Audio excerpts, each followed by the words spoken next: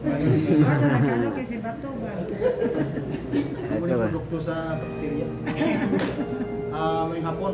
Hapon. Actually, sa una kung ano ako, mas nabaw ng karon. 1988 ko din nagtrabaho. Dili ko liwato ni mami. Kamay daw ko. Tistingin lang kami. Tistingin ako. Try me. May hapit kami masintong kaya nangawat ng itlog. Mga Espanyol ko sa una. Kung asa si mami paingon, dira sa iyang office, inasunod-sunod ko yung lubot. May patrabaho na iko. Ato sa business office. Ato mo.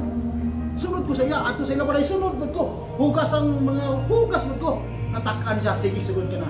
Ayun mo, 1988. Until finally, 1988, that was my first time to court a lady nga nakita na ako. Wala ko lang may nakita na gwapa siya lagi. So, 1988, October, diligid dito ni studio. Tapos, Mau kinakalikuran. samtang kami nag-istorya, ingon siya nga, dugay ka mag-ingon. Takyan siya ta! Takyan siya. Actually, to make the story short, 5 years ko siya yung pangulitaw. Umutong ako, dili nga, ako nga, ano ni? Kanang, dili, hapit nga, sugtong sa ni Raquel. No, karibal. Karibal, oh. Karibal. Oh. May karibal. Kini naglingkod kana. Pero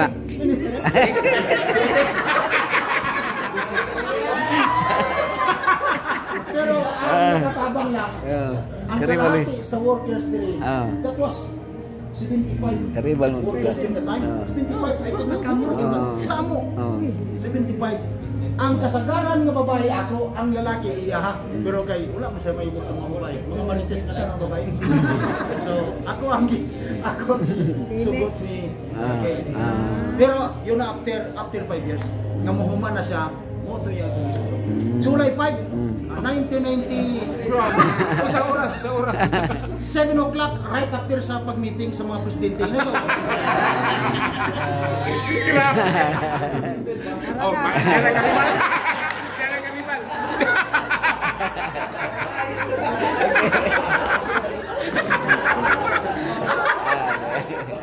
So, wala din ako yung tangan. After 5 years. Way unda ngay. So, sa karon, kay tagan pa mag-istorya. Sa karon, we are in Good hand. General Santos City State Church School. Si Iraq ang principal. Ako bodyguard lang, driver. At least, pagod kami. So, Teacher man. Teacher nga bodyguard. Sa karon, tama itong gingon ni Dr. Janito nga ato agad nag-ano ng taon. Kaya dira kita mamatay. Una, sa karon, 20 years na ako na diabetic. Yeah. Grabe no? Nag-inject na ako 4 years. Insulin. Congratulations. Oh, baskol. Kaya pa. 3 rounds. Years pa. Ito na, 4 years ako nag-inject sa insulin. Ang technique, nga naman, ang technique. Pipino lang ka dito. Pipino lang i-shake tapos sinumon every. Kay 3 years na ako nag-inom pipino. Every morning and every evening before meal time. Pero continue ang insulin.